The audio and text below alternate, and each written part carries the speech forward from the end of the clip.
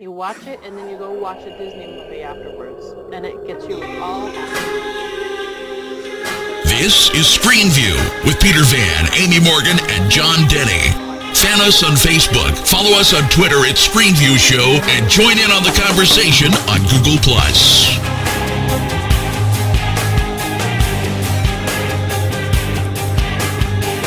Hello and welcome to ScreenView, episode 20, March 20th, 2012.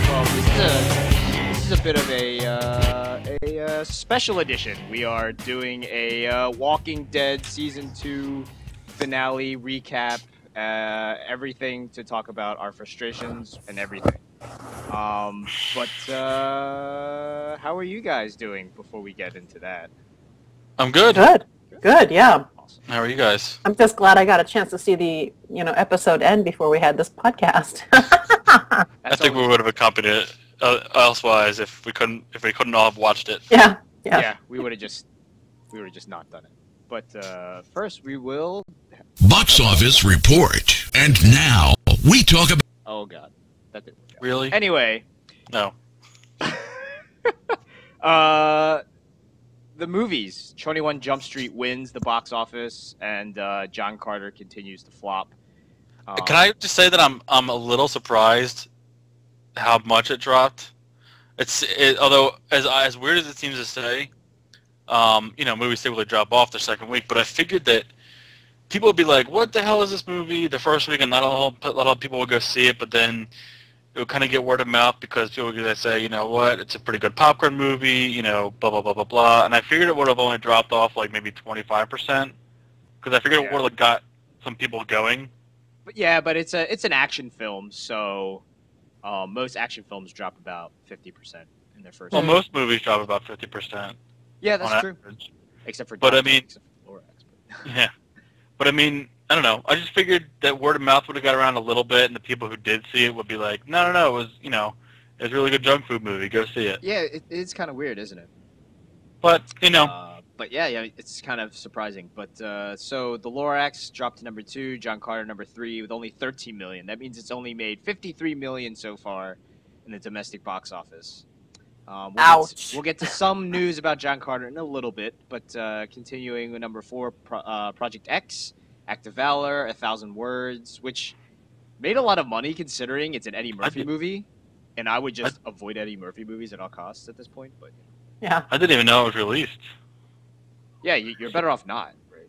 But, I mean, I heard about it, and then it was just like, oh, look, it's the second week at theaters. Yeah, I mean, it didn't really get very good reviews either. Surprising that it got so much money. Let's see. 1,000 Words got 0% on Rotten Tomatoes. That's hard to do. Yeah, it's quite a feat. Congratulations. Pat yourself on the back. Yeah. Safe House, The Journey to Casa de Mi Padre, which is kind of surprising. That's 382 theaters, made $2.2 million, which is a lot. And it beat This Means War, rounds out the top 10. It's entirely in Spanish, that movie? Yeah, it's subtitles, yeah. Wow. It's kind of weird, right? This week, only one mass release. Everybody has avoided this week because of the Hunger Games insanity. I guess the insanity is that even though the tracking, their tracking companies, the services, they're trying to be conservative, and it's still considered 82 million to 115 million for the first opening weekend. Okay, I don't understand what that means. What does that mean? So there's like a projection. They're guessing how much money it's going to make this weekend. Okay. So they're projecting, and there is a potential for it to make $130 million to $140 million. Mm-hmm. What? Would either of you be shocked that if it didn't make $100 million this weekend? I probably would be pretty shocked because it seems like it's really been hyped, and a lot of people that have already read the books are, they're already on board with, oh, it was so good, they're going to go see it because of the books. So, I don't know. Yeah, I mean, if Lionsgate considers anything above $100 million to be a success, which, I mean... Well, of course, I mean, yeah. Yeah, because considering It's gonna make money on top of that, no matter what. Yeah, 1 million tickets have apparently been sold through Fandango and MovieTickets.com already. They have sold out 1,200 shows so far. And it is playing also in IMAX, and it has sold out 150 midnight screenings, and are now adding 3 a.m. screenings. And IMAX is what, like $16-17 versus your regular movie ticket, which is like what, $12-13. So it's pretty fantastic.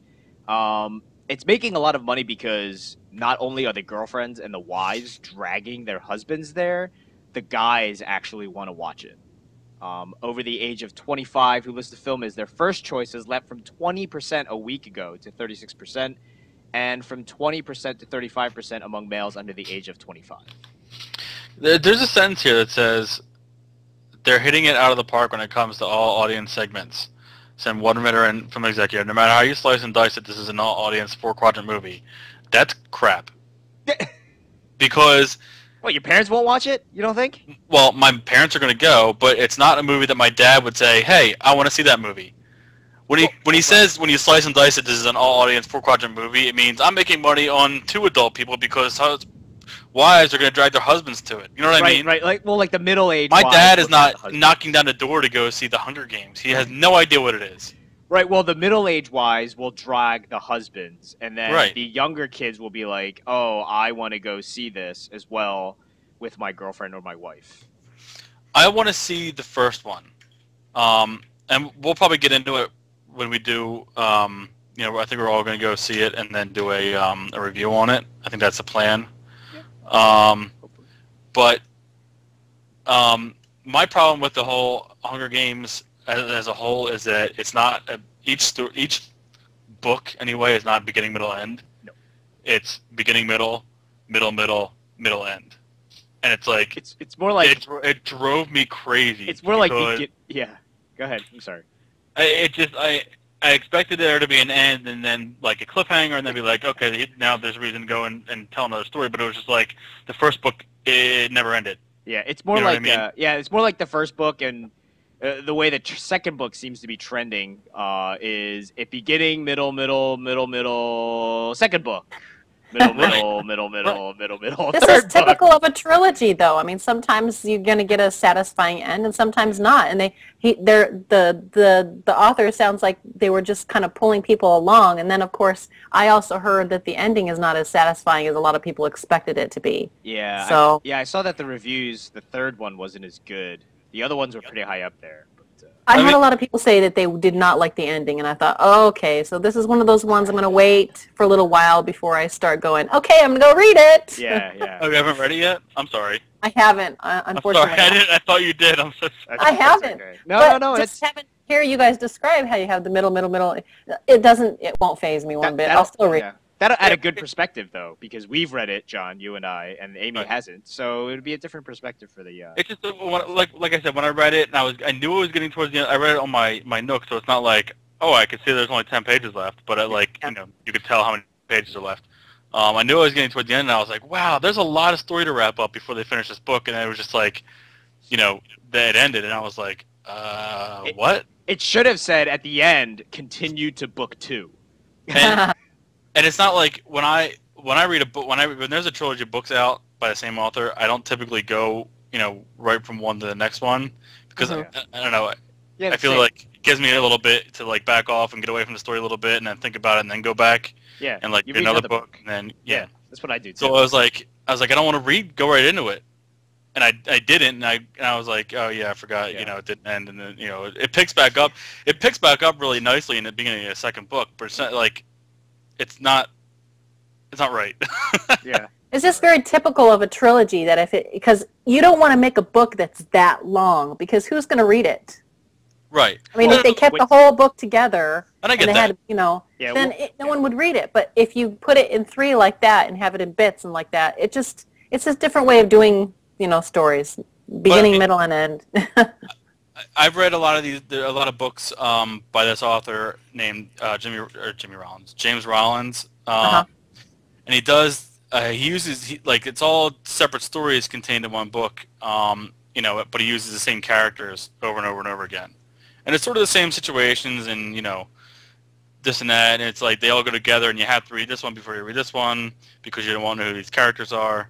But that's kind of more what I expected. Not that I didn't like it. It was okay. I thought it kind of dragged on a little bit, but I'll go see the first movie, and then we'll see from there. Yeah. Cool. It's trending for, well, it is trending with a lot of cash. So you'll see. So we'll see. Yeah, we'll have to see how it goes. We'll talk about it next week. Woohoo! Yeah, we'll talk about it next week. Back to John Carter really quickly. Apparently, it'll cost Disney $200 million in operating costs that they're going to have to write down because it has made crap. It has done nothing. So pretty much at the end of this quarter, ending March 31st, Disney's second fiscal quarter, the studio segment will post a loss of $80 million to $120 million. During the same quarter a year ago, Disney reported an operating profit of $77 million. So that's a pretty big difference. But apparently, the analysts and stuff say that it's okay. Look, they have the Avengers coming out. They have another Pixar movie coming out this year. They're not losing money by any stretch of the imagination. Right, and that's what the analysts are saying, right? Because it's like, look at all these films that are going to projected to be like box office, blockbusters. So you'll be fine. It's hard to feel bad. I mean, it's hard to feel bad because like you see, oh, they lost $200 million, but to me that's funny money. You know what I mean? Right. It's not even a real amount to me. It's like playing Monopoly. Right. So I don't know. Let's ask you guys about this. You cheated, so you saw the show notes. But what do you think about the Teenage Mutant Ninja Turtles becoming the Teenage Alien Ninja Turtles? Yeah, you did. It didn't spoil me. It was actually something I saw on Twitter last night, and I thought, the outrage. Seriously? The outrage. And the first phrase that came to mind is, "You're doing it wrong." Right. I mean, seriously, can you just tell me the first two words you see in this article? Michael Bay. Right. That's the problem right there. Yeah, so... who has faith that he's going to do something true to the story? Right, right. So for those who don't know, Michael Bay was at the Nickelodeon Upfronts, which is basically just teasing what's going on in Nickelodeon. So Nickelodeon is coming out with a television series based on the Teenage Mutant Ninja Turtles in 2013. Well, actually, this fall. I apologize. And then next Christmas will be a Teenage Mutant Ninja Turtles film produced by Paramount, which means so apparently Michael Bay is included. I did not know he was producing this film. Look, if they were going to do a Teenage Mutant Ninja Turtles movie that was true to the source material, it would be rated R or worse. Because they were very violent. Right, right. And, like Splinter died like really quickly on in the comic books. Right. But like what we're remembering is the cartoon from the 90s, which had the video game based off of it, and basically the movies were based off of the that. live action films, yeah. This will be a live action film as well. So quoting Michael Bay, he said, "When you see this movie, kids are going to believe one day that these turtles actually do exist when we are done with this movie. I used to believe that turtles existed, and my brother's ex-girlfriend used to put... It was enough to know that they were mutants, that they, were created in the sewers. Exactly. It's it was plausible to me. I don't see it needs to be fixed. I used to trick kids. Actually, I was tricking myself as well, but I was like, hey, look, there's a sewer. There are turtles in there. And then everybody believed me. Because my brother's ex-girlfriend used to write letters to them and put it down the sewer. Awesome. But Michael Bay continued, these turtles are from an alien race, and they're going to be tough, edgy, funny, and completely lovable, which is what they were when they were mutants. I mean, the big picture is... But they're not aliens! Sorry. But at the end of it, it's going to mean... You broke into the microcosm of my brain. Yeah. At the end of the day, if we go see this movie and they say the word, "Oh, there were aliens," and it's kind of like a throwaway line, the audience is going to roll their eyes. Yeah. I mean, everyone will roll their eyes, but in the end, if you in your mind, they're still I mean, there's really no difference between, unless it completely takes place on an alien planet and there's no humans anywhere. It's going to be the same story with everything, except somebody's going to say, "Well, you guys are aliens," and then no one's going to say, "No, you're wrong. We're just mutants." Like, yeah, it's ooze I'm drop sorry. I just think of the fact that he's done Transformers. He did there were four. Was it? I Am Number 4. Yeah. It kind of seems like he did I Am Number 4. Yes. Production. It kind of feels like. Because those are all alien things. He's like, you know what? We're on a roll with aliens. Aliens is in. They are in because I say they're in. So we're making them aliens. And I'm like, seriously? Yeah. The fact is, he makes money. On his website, and I had to read it because I thought, does. okay, this is he makes money. So who's Michael Bay fashion? There's drama because of something he says, and he has to say something. So it's like fans need to take a breath and chill. Right. They have not read the script. Our team is working closely with one of the original creators of Ninja Turtles to help expand and give a more complex backstory. Relax. We are including everything that made you become fans in the first place. We're just building a richer world. Okay, whatever. I roll. Yeah. At the end of the day, the movie's going to put butts in seats and make somebody $1 zillion. Most likely Michael Bay. Yes, Molly. Yeah. But it's interesting. But I mean, because... at the point, he's still working for somebody. Someone hired him to do all this. Oh yeah, Paramount. Yeah. I mean, so Paramount... What are they going to tell him? No, we don't want you to make us lots of money. Who's going to say no to him, right? Exactly. Yeah. But interestingly enough, the Guardian, the newspaper, The Guardian, which is a British newspaper, I believe. They wrote, they went for the jugular of Michael Bay, and they said, making the Turtles aliens would ruin everything. Their desire to be accepted, their bizarre late 1980s street lingo, their fondness for pizza, everything. Yeah. Are we really meant to believe that there's an alien race of giant turtles who just happen to be named after renowned Renaissance artists from this planet, who speak English, and who come to Earth with a giant elderly rat, who's presumably from the same race? Oh my god, apparently British people don't put periods. Just to live in sewers and loudly eschew anchovies at every opportunity? Hardly, Michael Bay, hardly. Does that sound like sarcasm to anyone else? Oh yeah. That is meant to be sarcastic, but I mean, still, he does make a really good point. I mean, a lot of the reasons why they are who they are is kind of made moot by the fact that they're aliens. I don't think it does. I mean, unless they come down from the alien planet as teenage turtles, if they come down as baby turtles from the heavens or whatever, and they're found by, if they're found by a rat that turns into... Right. If everything stays the same, I mean, seriously, there's not that much to change. Not that I feel good about this by any stretch of the imagination. Yeah. But you're playing devil's advocate. That's okay. Yeah. I mean, there's not that much to change. If they are found as tiny babies by a giant rat in the sewers, right, and they're, instead of being doused with chemical ooze, instead of that, they're just aliens, then, I mean, nothing really changes. They're still growing up in New York City and, eating pizza and being, named after whatever. Yeah, that would be interesting if they brought, they have, so in the original comic book, they had a series of Krangs. They were like a race. They were an alien race. And it'd be interesting if they somehow said, oh yeah, the turtles are from that same race, and they're just different, like, types of, they were just some other type. They're from the same planet, but they're just different races or something. I mean, the point is, I think that people are going to forget about this. Right, or yeah.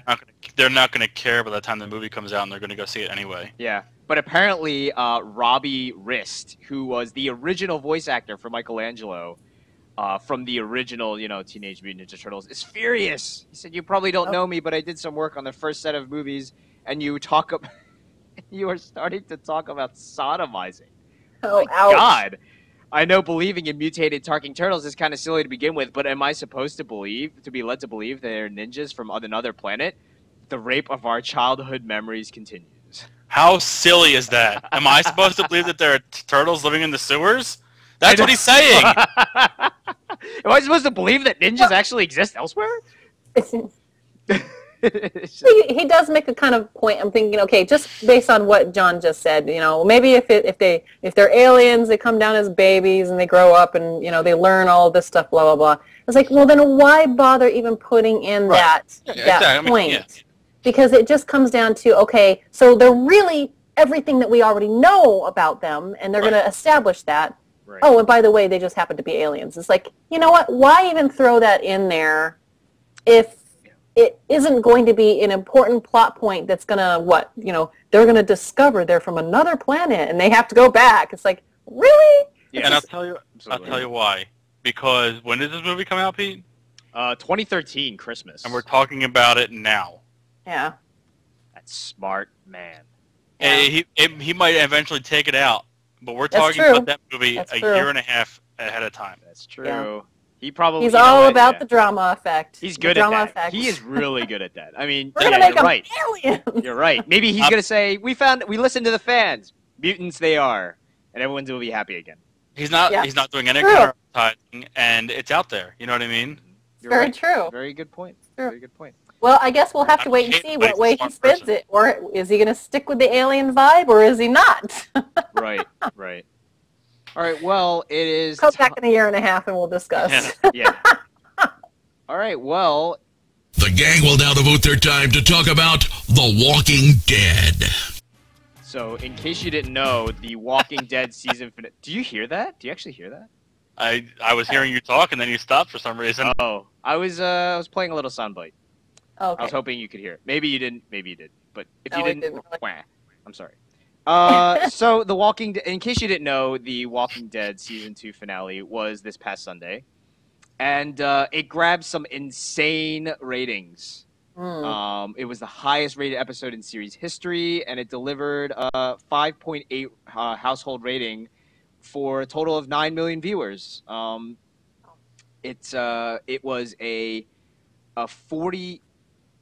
51% jump from the season 1 finale, a Wow. 50% jump versus the season 1 finale from adults in the key demographic of 18 to 49.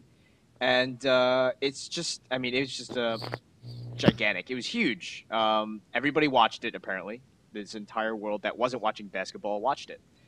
So let's get some really quick feedback really quickly. Amy, what did you think about the season 2 finale of The Walking Dead? I have to say it definitely deserves this viewership going through the roof, because like if you look at the first season, it was all right. It wasn't great.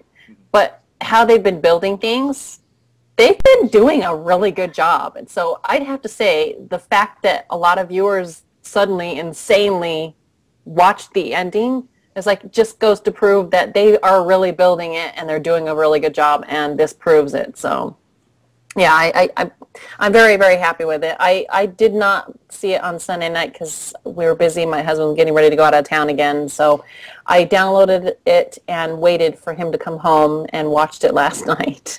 And it was good. It was good. It was very good. I'm like, yay, bring on season 3. Yeah. John, what about you? Can I just say that I hate the Lori character? I agree. She doesn't make any sense. She's on Rick's side, then she's not on Rick's side, and she's on Shane's side. Now she's on Rick's side, and it's like, Now she's not anymore. yeah. And can I just say spoiler? Because we're going to be talking about. Spoil it. Do it. This is spoilers. Yeah. Obviously, it happened last week, but like, how can you be upset that he killed Shane? Obviously, it's the only thing he could have done. It's the only thing he could have done. Especially Why? going out of his way to try and kill Rick. I mean, come on. Yeah. Plus, she's been planting the idea that Shane is dangerous from Right. the Exactly. beginning. It doesn't make any sense. Yeah. Yeah. And like and for her to flip flop like that, it makes her totally unlikable. And I thought that she was going to die. And I was hoping that she was going to die. I want. I was really concerned for Andrea because I thought she was going to die. Oh, yeah. Yeah. Like when- It was like they left her. They left her. Yeah. Yeah. They left her. Well, that was crazy. Yeah. It doesn't So surprise me. I also thought that Herschel was going to die. Because he refused to leave the house. Yeah. You know, Tension. minor characters were gotten rid of, Which annoyed me. Yeah. Kind of feel like they should have killed off somebody bigger. Like, I mean, Lori or T-Dog or yeah, somebody who. I mean, yeah, but I mean, it thins out the cast a little bit, so they don't have to, you know, what purpose does the other son have? Do you know what I mean? What purpose does the little girl have? That's what I'm wondering. Well, I mean, she could be seen as a possible friend for Carl, or so. You know, they're not very close in age, but they're close enough where she could be a babysitter or something. So it's not, why are they just leaving Carl alone? You know what I mean? Yeah, since apparently Lori just you got a point, because Lori consistently goes, "Can you watch Carl? I have to do some stuff to do." Right. So she tells the girl, "Hey, can you watch Carl? I have some stuff to do." Like, plant more ideas into other people's minds and then get pissed at them when they do exactly what I wanted them to do. The very last scene, I think it was the last scene, when they show, well, two of the last scenes, when they kind of panned up and showed the prison. Mm-hmm. Anyone who never read the comic books has no idea what that is. Yeah, they have no idea. My husband was one. What was that? I was like, oh, you'll see. Right. Well, yeah, to us, it's like, okay, that's a logical next step. They're going to go to the prison because that's what happened in the comic books. But for everyone else, it's like, okay, they showed a building off in the distance. Well, I'm not that. I was never that far into the comics, so I actually have no idea what transpires in the prison. Well, I mean, it's not that anything particular happens there, but it's the next place that they go to and they stay for a long time because it's a safe haven. Right. But yeah, that's the whole point that they were getting at, is that they don't have a safe haven now. And now that they're not on the farm anymore, I mean, you definitely feel the tension of anything can happen. We're exposed. And that was basically, it was the new setting that gave them a place to be safe. But my other issue with that was that obviously it was nighttime in the show, but it was dark and you couldn't really tell it was a prison. It just looked like a big building. No, I could tell it was a prison. To me, it just looked like a big building. You know what I mean? But I thought it was a very interesting symbolism, right? Because it was like, okay, these guys, they feel like they're stuck right now and they have to find a way to get back to being safe again and finding a stronghold. But at the same time, after Rick completely confesses about, not wholeheartedly just says, "I killed Shane for all of you." And right. I thought that was a really good part of the show, because it's like, look, the whole season it seems like a lot of my friends on Facebook have been saying, "Oh, Rick is such a," I'll say another word. He's been such a baby. Like, what is this? Right. What is wrong with this guy? He's not leading the group. He wants to be in charge, but he doesn't take charge. And it's like, all right, he finally took charge of the group, and everyone hates him for it. You know what I mean? Everyone is scared shitless. And he's like, I thought it was so funny because he was like, "You want to leave? There's a door," and it was like, "There is no door." It was openings in the brick, and I was like, "This is a door." Yeah, but I find that kind of a symbolic thing, was because it was like, now that they're going to find a prison, they're going to find a stronghold, which is what they were striving for. But at the same time, it's a prison, and everybody and Rick is now no longer leading by democracy; he's leading by fear, right? And he was like, pretty much, if you cross me, you end up dead. And that happened in the comic book too. He did get to that point, yeah. It didn't happen until they were in the prison, but he basically said, we don't kill humans, and then something happens in the prison, and he's just like, you know what? I had to do it, and you know what? It's my way or the highway. Yeah. So it did follow that in the comic book a little bit, but not in the same exact way at all. Mm-hmm. And then obviously the other scene with the quote-unquote ninja, what everyone was calling her. Yeah. You can say her name if you know. I could, but I don't know how to pronounce it properly. Is it Michonne?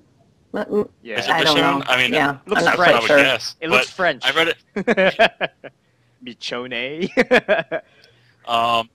Yeah, well, I mean, there was actually, in the, Robert Kirkman has people write letters to him in the back of the comic books, and there was a big extensive, conversation about how to pronounce her name one time, and I just completely forget it. So, Oops. I thought that I was hope crazy. it's right. She walks around with like a katana and with 2 zombies on chains. Yes, That's they have their crazy. arms cut off. Yeah, with their arms cut off and chains in their mouths, I guess, right? Like that's no, weird. it's around their neck. Around their like, necks. Okay. Yeah, like Yeah. dog. I mean, there's a, and they in the comic books she does explain why she does that, and I can't really remember it. I think it's so that other zombies see her walking with zombies, so they think that she's a zombie or something like that. Yeah, something like that, yeah. It's protection, basically. Yeah. I thought it was interesting that I wanted to go back. I actually I took the time and went back to our previous Walking Dead discussion of when the season 2 fall finale took place, and I will give some kudos to Amy for you were just throwing stuff off the top of your head. You're like, what happens if walkers invade the farm one day? And then It was going to happen. I mean, yeah, It but was going to eventually happen. I mean, come on. but it's interesting to see that like they were all from that herd of highway right. Walkers that they evaded in the beginning, right in the beginning of the season. So it's Yeah. interesting to see them, that roundabout to come back and say, oh, this is they are going to eat everyone now. But Yeah. I mean, it's funny because it's obvious that they wanted to keep Herschel alive, because if they wanted to kill him off, then they would have just Off them right left. there. Well, they would have left the farm, 4 episodes ago. You know what I mean? Mhm. Yeah, Yeah. that's true. That's very true. Yeah, I But think since they kept them at the farm, and then they showed him having to leave the farm and having to go with the group. yeah. So I it's feel just worth like keeping with them. I don't know. Let me know if you guys think this too. I don't know if this is the same as the comic, but Herschel, I believe, is going to play a big way of being like the anchor for Rick, right? Because at that one point Herschel was like, whatever Rick says is Rick goes, and he seemed to be the only person who just couldn't care less that Shane was dead and that he killed him, because he knew that Shane was bad news and he knew that it must have been done. Well, I mean, I think that it's funny that you say that, because I think that what the hell is his name? The Hick guy, Daryl. I think that he is going to be the anchor for Rick. Okay. Because for almost the exact same reason, where he was like, "Look, Shane killed Randall." Just like he always wanted to, yeah. Right. There's no Yeah. way that he just he happened to just turn into a zombie. Yeah. So I think that it will be like a joint. I mean, Herschel will be, I think, the moral foundation for the group. Now that Sort of like well, now that Andrea's missing and what's his name is dead. Dale, yeah. Dale, So yeah. with his torso ripped open. yeah. It was either going to be Rick or it was going to be Dale that Shane was going to try and kill. Because I thought for sure when Dale confronted him... Oh, sorry.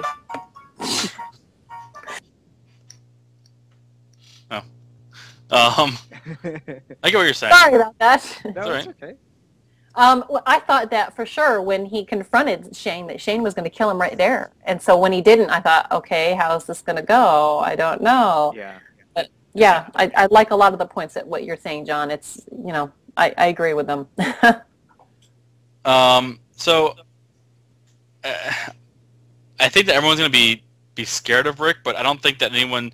I mean, look, who's going to, now that Shane is gone, it's sort of a weird dynamic, because now that Shane is gone, who's going to have the balls to stand up to Rick? You know what I mean? Right. No one. Yeah. I mean, the only one that really would be Daryl, and I think that Daryl would rather be like, you know what, let me just go along with this, and if I'm not going to go along with it, I'll just leave. Right. Yeah. Well, but, I mean, Rick was like, he's like, no, Rick has done right by me. So I think he's always going to keep that in his mind, that he's like, Rick has always done right. He's always, when I go into the brink, he always brings me back one way or another to try to bring me back and help me. So it's definitely a lot easier. You're right. So Daryl and Herschel, it was definitely Rick who brought both of them back from the brink, right? Herschel Yeah. with his drinking and just wanting to die in the beginning, in the first episodes when it came back Right. from the break. It was like he was the one who brought him back, and he was the one who helped him continue and have faith in the human race. Yeah. So, well, if you think about it, what Shane did pretty much is exactly what happened when they were in the bar at that moment, when the two guys drew on him. It's like, Shane was pretty much had drawn on him as well. Yeah, exactly. Right. So it's like, if you'd say it, the way he said it, his presentation is what's scaring everybody. And in the comics, it was the wife that actually pulls him back. Every single time when he makes a decision, they have this conversation. And she's the one that keeps him grounded. So it'll be interesting to see who is it going to be that's going to keep him grounded. Because in the comics, it was his wife. Who is now turned on him.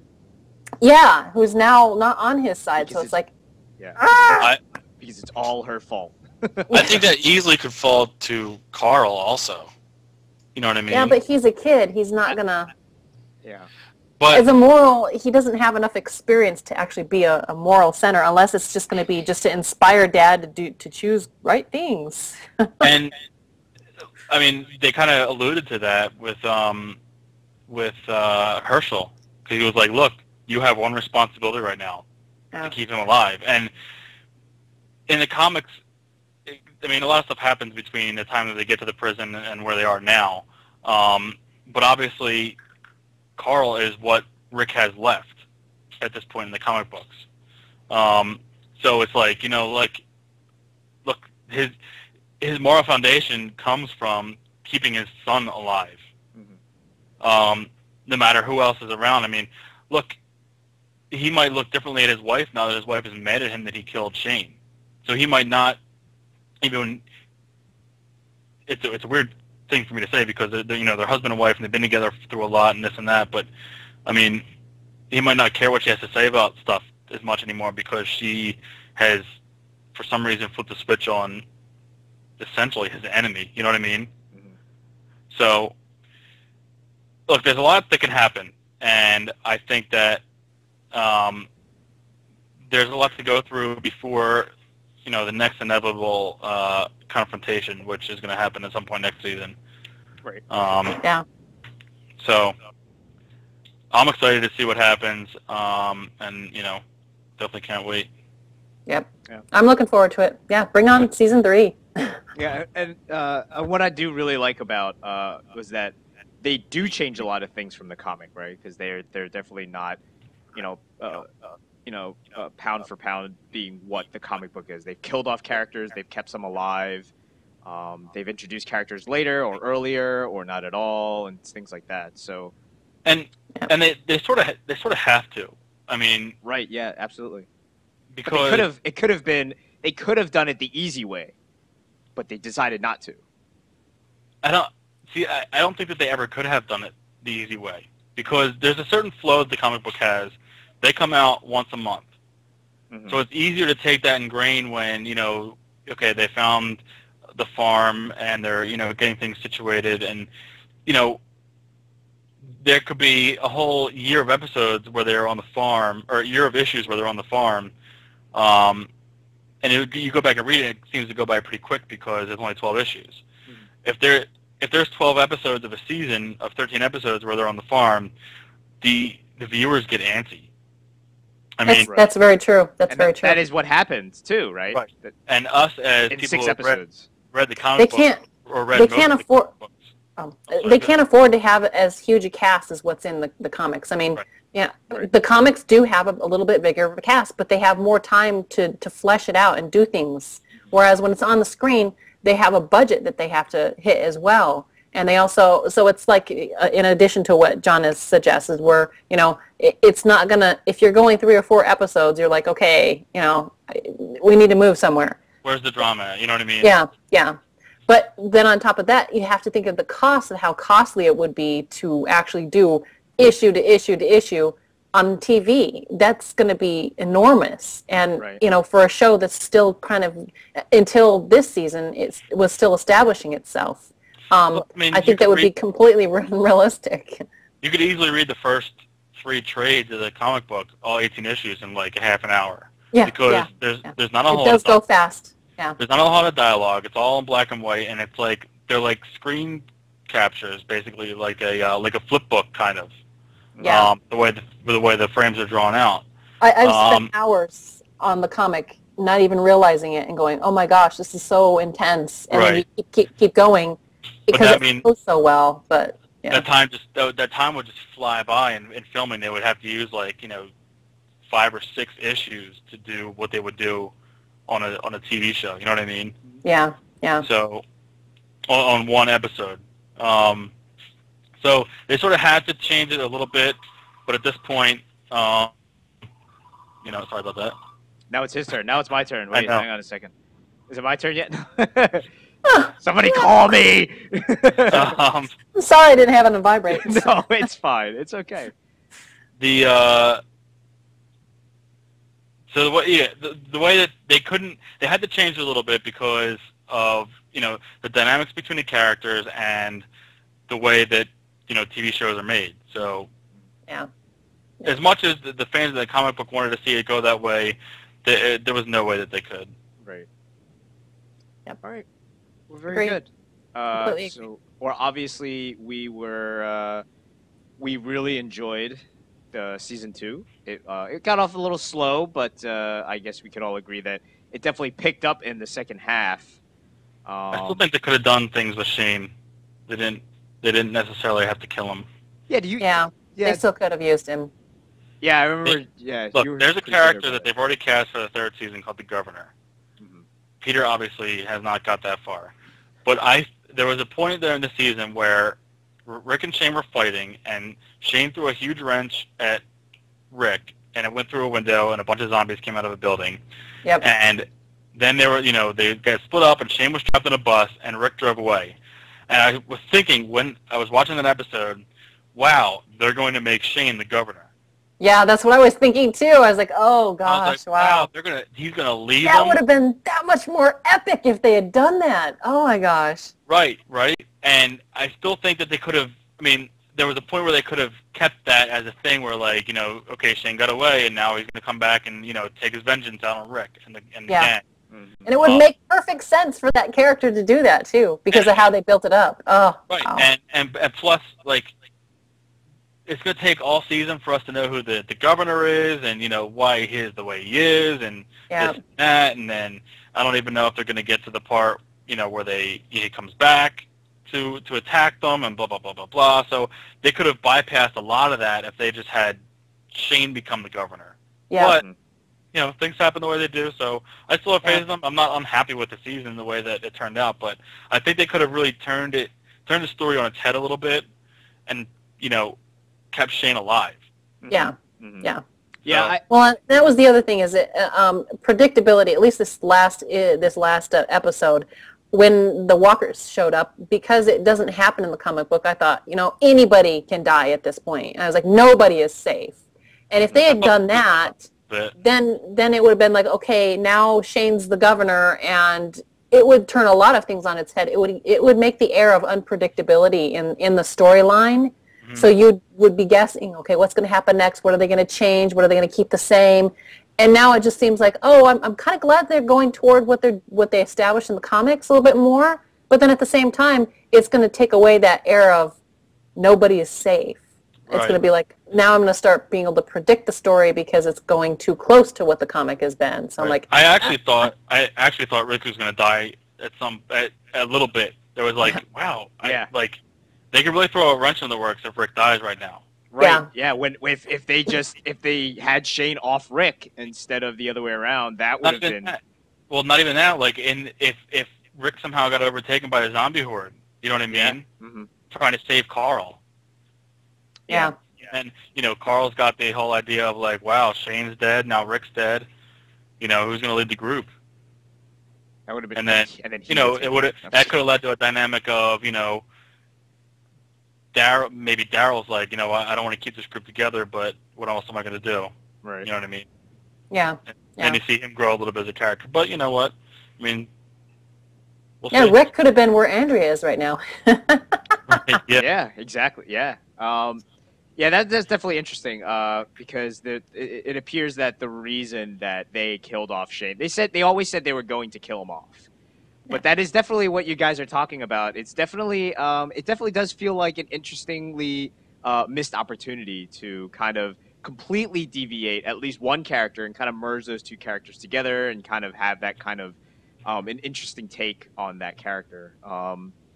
But John Barenthal, since Frank Darabont left, he is doing a new show called L.A. Noire. And John Barenthal, who plays Shane, was in negotiations to be in that cast. So some believe that that's probably why they went through with it completely, because because he wanted out, I guess. So, but that's definitely interesting. It would have. Isn't that a video game? Yes, it is. Oddly enough. But the game, hopefully it doesn't follow the game, because that story was not very good.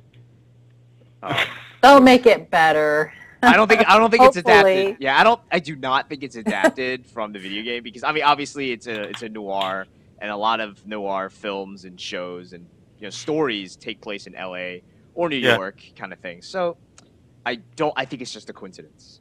Okay. Actually, it doesn't have the E. That's a difference. That's what makes it different. But that's great. Thank you guys for your great discussion.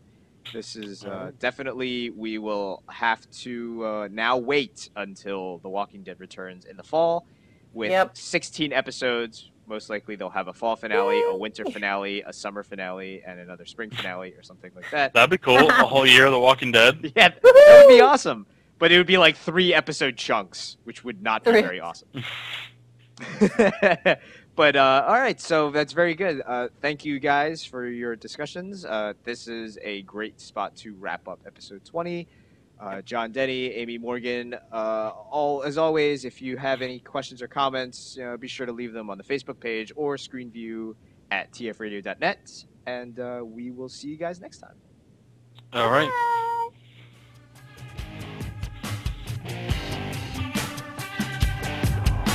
You've been listening to ScreenView. ScreenView is a radio-free Cybertron production. Giving us a little bit of warning? Visit us at tfradio.net for show notes and to subscribe to the podcast. Follow us on Twitter at tfradio for news and updates. Watch our live stream at tfradio.net/live. Join our Facebook fan page at facebook.com/tfradio. Subscribe to our YouTube channel, TF Radio Network. Have a question or comment? Leave it on our Facebook fan page or mail it to contact@tfradio.net. Copyright 2011, Radio Free Cybertron. I gotta split the kids. I know they've torn something apart because I heard it while I was recording. Did you say they broke